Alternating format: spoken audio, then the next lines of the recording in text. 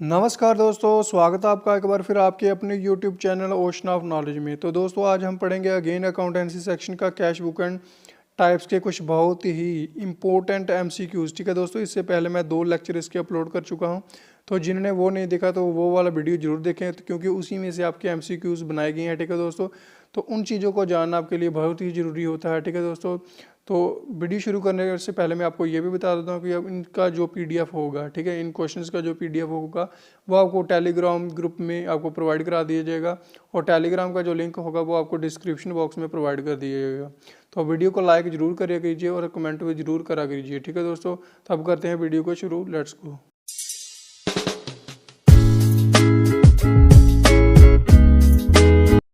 तो और first question is, ठीक है दोस्तों, हमारा पहला प्रश्न क्या है, how much kind of cash book is. ठीक है, कि यानी कि हमारी जो कैश बुक है वो कितनी तरह की होती है। ठीक है दोस्तों, तो आपको वो बताना है, क्या वो 2 तरह की होती है, 3, 4 या इनमें से कोई नहीं। ठीक है दोस्तों, तो अगर आपने वो अगर मेरे लेक्चर देखा होगा तो उसमें मैंने बताया हुआ है कि जो हमारी कैश बुक है वो होती है हमारी 4 तरह की। ठीक है दोस्तों, कितनी तरह की होती है, वो हमारी 4 तरह की होती है। तो इस ऑप्शन का जो सही उत्तर है, इस जो क्वेश्चन का जो सही उत्तर है वो है ऑप्शन सी 4। ठीक है, 4 काइंड्स में, ठीक है, 4 तरह की वो क्या होती है हमारी कैश बुक। ठीक है, और वो कौन कौन सी होती है, वो होती है single column, double column, triple column, और फाइनली लास्ट में कौन सी होती है, पैटी कैश बुक हमारी। ठीक है दोस्तों, इन चारों की मैंने आपको बताया हुआ है कि थोड़ी थोड़ी डिटेल में आपको बताया हुआ कि ये क्या क्या होते हैं और इनके काम क्या क्या होते हैं।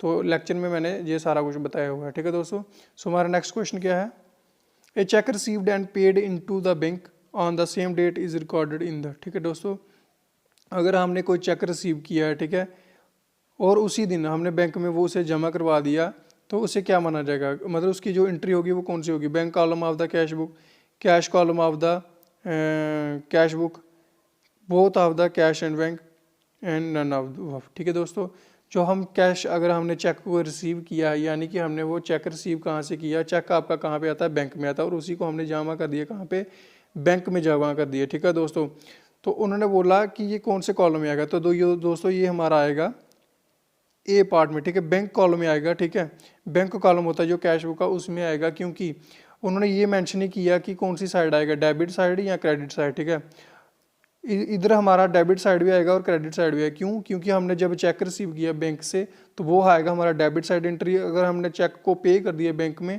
ठीक है, तो वो हमारा आ जाएगा क्रेडिट साइड में। ठीक है, आई होप कि आपको ये समझ आया होगा। सो हमारा नेक्स्ट क्वेश्चन क्या है, When any entry is made on the both side of the cash book is called as। ठीक है दोस्तों, ये क्वेश्चन आपका बड़ा इंपॉर्टेंट है दोस्तों, बड़ा इंपॉर्टेंट है, इसको आप मार्क कर लीजिएगा। ठीक है, कि जब हमारी एंट्रीज दोनों साइड लिखी जाती है, ठीक है, जब डेबिट और क्रेडिट साइड में दोनों तरफ ये हमारी एंट्री लिखी जाती है, तो उसको क्या कहा जाता है, क्या उसे जनरल एंट्री कहा जाता है, डबल एंट्री कहा जाता है, कंपाउंड एंट्री कहा जाता है, या फिर काउंटर एंट्री कहा जाता है। तो दोस्तों उस चीज़ को क्या कहा जाता है, जब दोनों तरफ एंट्रीज की जाती है कैश बुक में, डेबिट साइड में और क्रेडिट साइड में भी की जाती है, उसे कहा जाता है दोस्तों काउंटर एंट्री। ठीक है, क्या कहा जाता है, उसे काउंटर एंट्री कहा जाता है। ठीक है, याद रखना दोस्तों, बड़ा इंपॉर्टेंट है आपका।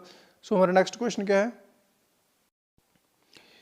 हमारा क्वेश्चन नेक्स्ट है, the transaction will be treated as a counter entry when. जो दोस्तों मैंने आपको बताया कि काउंटर एंट्री की जो एंट्री होती है वो दोनों तरफ होती है, डेबिट साइड भी और क्रेडिट साइड भी। ठीक है दोस्तों, तो उन्होंने पूछा हम कब काउंटर एंट्री को रिकॉर्ड करते हैं, जब कैश विदड्रॉ करते हैं बैंक के लिए पर्सनल यूज़ के लिए। तो दोस्तों ये तो हमारा नहीं होगा, जब हम बैंक से कोई भी चीज़ पर्सनल यूज़ के लिए यूज़ करते हैं तो उसे पर्सनल अकाउंट में से लिखा जाता है। ठीक है दोस्तों, उसका बिजनेस से कोई भी ताल्लुक नहीं होता। दूसरा हमारा क्या है, check received from customer and deposit. ये तो दोस्तों अगर हमने कोई चेक डिपॉजिट किया, ठीक है, चेक हमें मिला कस्टमर के थ्रू, तो ये हमारा डेबिट साइड से आएगा। ठीक है, ओनली डेबिट साइड आता है। ठीक है, कैश बुक में। दूसरा क्या है, cash withdraw from bank for office use. तो दोस्तों इस प्रश्न का जो सही उत्तर है वो है हमारा सी पार्ट। ठीक है, जब हम कैश निकालते हैं बैंक से सिर्फ किसके लिए, ऑफिस यूज़ के लिए, तो हमारा डेबिट साइड भी इसकी रिकॉर्ड की जाती है और क्रेडिट साइड में भी इसकी रिकॉर्डिंग की जाती है। ठीक है दोस्तों, तो इस प्रश्न का जो सही उत्तर है वो दोस्तों इसका सी पार्ट। हमारा नेक्स्ट क्वेश्चन क्या है, which one of the following is not correct for the cash book. दोस्तों ये भी आपका बड़ा इंपॉर्टेंट क्वेश्चन है कि इनमें से कौन है जो कैश बुक के रिलेटेड से जो सही नहीं है।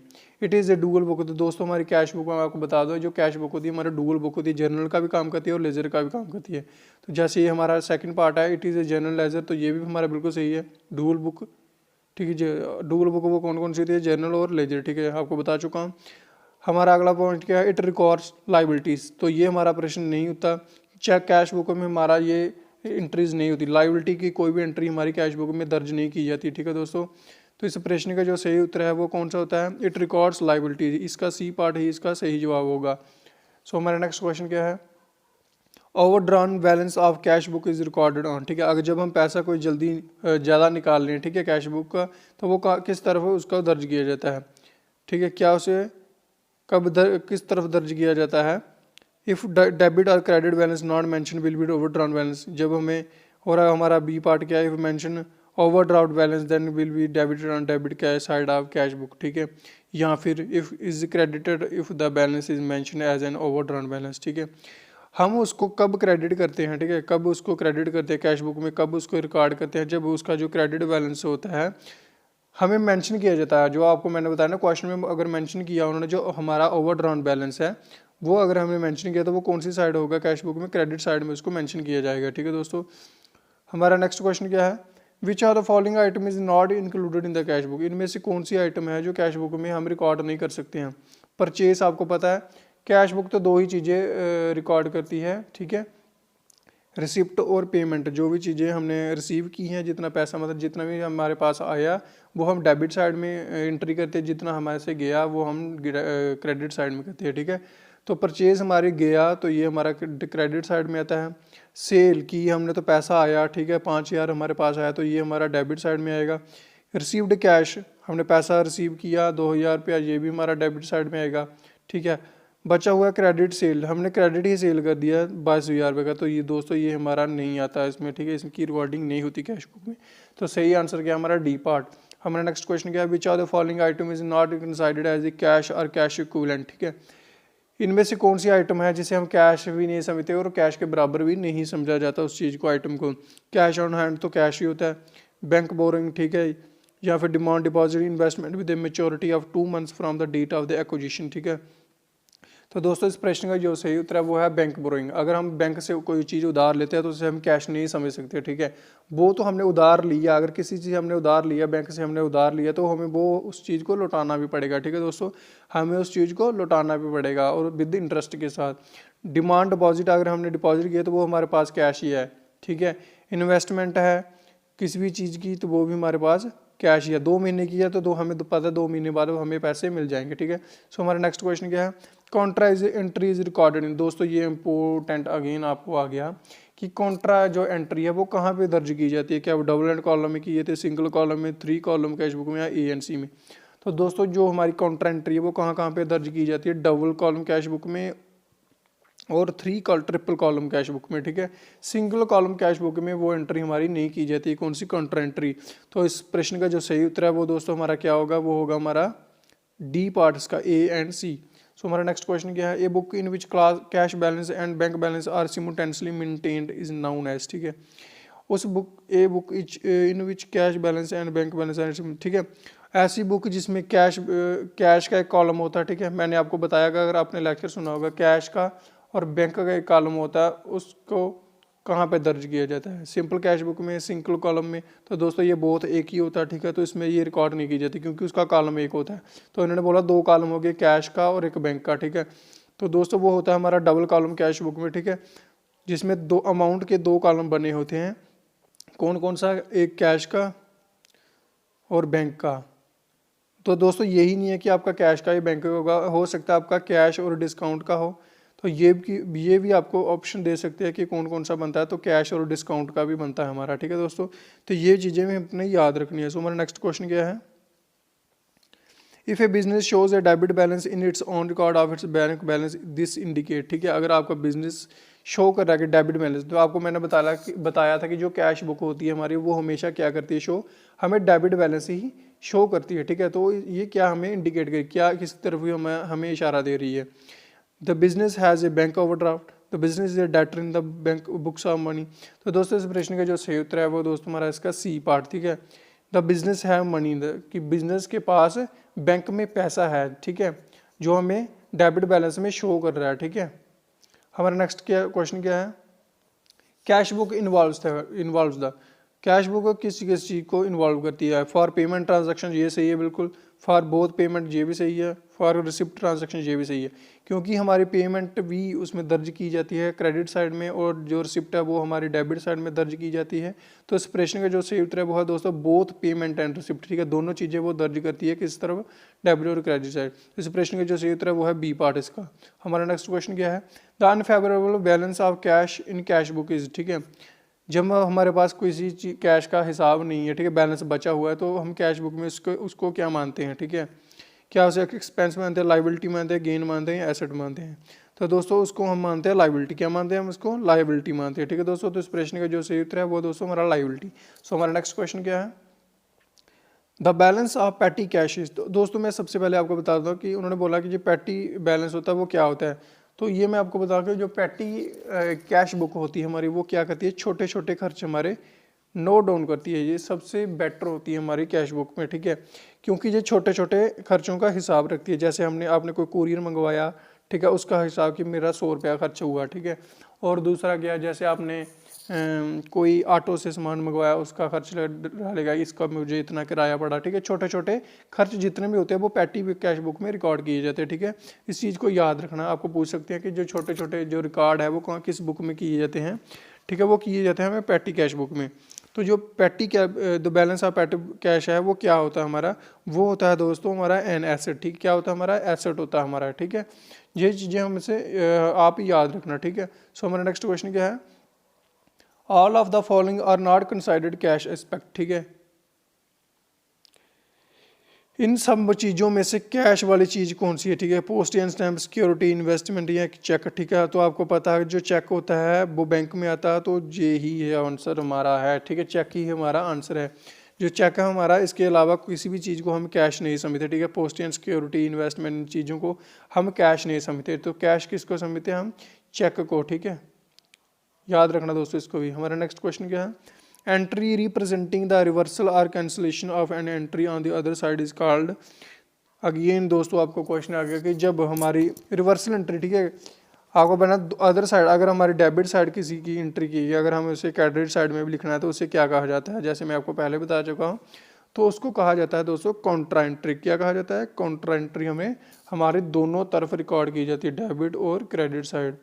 तो ये चीज़ें याद रखनी दोस्तों। आई होप कि आपको वीडियो पसंद आ रहा, तो वीडियो को लाइक जरूर करिए करो, ठीक है दोस्तों। इससे हमें थोड़ा सा बूस्ट अप मिलता है, ठीक है दोस्तों। तो हम आपके लिए और अच्छा कंटेंट लाएंगे। हमारा अगला क्वेश्चन क्या है? The debit side discount column of 3 column cash book is called, ठीक है। जो हमारा डेबिट साइड होती है ट्रिपल कॉलम कैश बुक में, उसे क्या कहा जाता है, ठीक है दोस्तों? Trade discount, cash discount, discount allowed या फिर डिस्काउंट रिसीव्ड, ठीक है। जो डेबिट साइड होती है 3 कॉलम कैश बुक की, ठीक है, वो हमें क्या शो करती है? उस वो हमें शो करती है कि कितना हमें डिस्काउंट अलाउ किया गया, ठीक है। डिस्काउंट हमें कितना अलाउ किया, जब हमने किसी को कितना डिस्काउंट अलाउ किया। जब हमने किसी से 100 रुपया लेना है, उससे हमने 90 रुपये रिसीव किया और 10 रुपये उसको डिस्काउंट कर दिया, ठीक है। 10 रुपये उसको डिस्काउंट कर दिया, ठीक है। तो ये हमने उसको डिस्काउंट दिया, ठीक है, ना कि हमने किसी से डिस्काउंट रिसीव किया है। तो डिस्काउंट हमने उसको अलो किया। तो इस प्रश्न का जो सही उत्तर है वो है हमारा डिस्काउंट अलो। जो ट्रिपल कॉलम कैश बुक है उसमें क्या क्या बनता है? एक डिस्काउंट का, एक कैश का और एक बैंक का, ठीक है। ये तीनों चीज़ें आपने याद रखनी है। और इसके साथ ही जो डिस्काउंट अलो करते हैं, ठीक है, वो हम क्यों करते हैं डेबिट साइड में? डेबिट साइड में डिस्काउंट अलो क्यों करते हैं? जो हमें अर्ली पेमेंट करे, जल्दी पेमेंट कर दे किसी चीज़ की, ठीक है। सो हमारा नेक्स्ट क्वेश्चन क्या है? The total of the discount allowed column in the cash book is posted to, ठीक है। The total of the discount allowed column in the cash book, ठीक है, क्या इसका आंसर है? The debit of the discount received in the account, the debit of the discount allowed, the credit of the discount allowed, the credit of the discount received account. तो इस प्रश्न का जो सही उत्तर है वो है दोस्तों हमारा बी पार्ट, ठीक है। The debit of the discount allowed account, जैसे मैंने आपको पहले बता चुका हूँ, जब हमें किसी चीज़ का डिस्काउंट अलो, हम किसी को भी हम अब जब डिस्काउंट देते हैं तो कैश बुक में वो किस तरफ दर्ज होता है? वो हमारा दर्ज होता है डेबिट साइड में। अगर हमें डिस्काउंट इसकी जगह हमें अगर क्वेश्चन आ जाए कि the total of the discount received column in the cash book is posted to, तो वो होगा हमारा क्रेडिट साइड में, ठीक है। The credit of the discount received account, ठीक है, ये आंसर आना था फिर। तो अभी फिलहाल के लिए हमारा आंसर है बी पार्ट इसका। सो हमारा नेक्स्ट क्वेश्चन क्या है, कैश डिस्काउंट इज प्रोवाइडेड। ठीक है, तो मैंने फिर अगेन वही बात बोली कि कैश डिस्काउंट हम किसे देते हैं और कब देते हैं, जिसने हमें जल्दी पेमेंट कर दी है, यानी कि अर्ली पेमेंट जिसने हमें की हुई है उसे हम क्या देते हैं, कैश डिस्काउंट देते हैं। तो आई होप कि आपको वीडियो समझ आ रहा है, ठीक है, और क्वेश्चन भी बिल्कुल आपको समझ आ रहे हैं। सो हमारा नेक्स्ट क्वेश्चन क्या है, which of the following payment is made from petty cash book. सबसे इंपॉर्टेंट क्वेश्चन है ये भी दोस्तों आपको मैं बता चुका हूँ। पैटी कैश बुक हमारी क्या होती है, जो छोटी छोटी जो एंट्रीज है उसे रिकॉर्ड करती है, छोटे छोटे खर्चों की जो एंट्रीज रिकॉर्ड करती है उसे क्या बोलते हैं, हम पैटी कैश बुक कहते हैं। ठीक है, तो purchase of non current asset ये गलत है हमारा, पेमेंट टू क्रेडिटर ये भी गलत है हमारा, cash deposit into bank ये भी गलत है हमारा आंसर कौन सा आएगा, payment of the postage and telegram. इसमें हमारा आप खुद सोच सकते हैं, अगर हम किसी चीज़ की पेमेंट करते हैं, पोस्टेज और टेलीग्राम की अगर हम पेमेंट करते हैं तो उसकी कितनी खर्चा आएगा, 100 रुपये, 150 रुपये, 200 आ जाएगा। ठीक है, तो इस चीज़ की जो छोटी छोटी इंटरेस्ट करते हैं वो हम करते हैं पैटी कैश बुक में। ठीक है दोस्तों, तो आई होप कि आपको वीडियो पसंद आया होगा। ये था हमारा आज का वीडियो। तो वीडियो को लाइक कमेंट शेयर जरूर करें। थैंक यू दोस्तों, थैंक यू सो मच।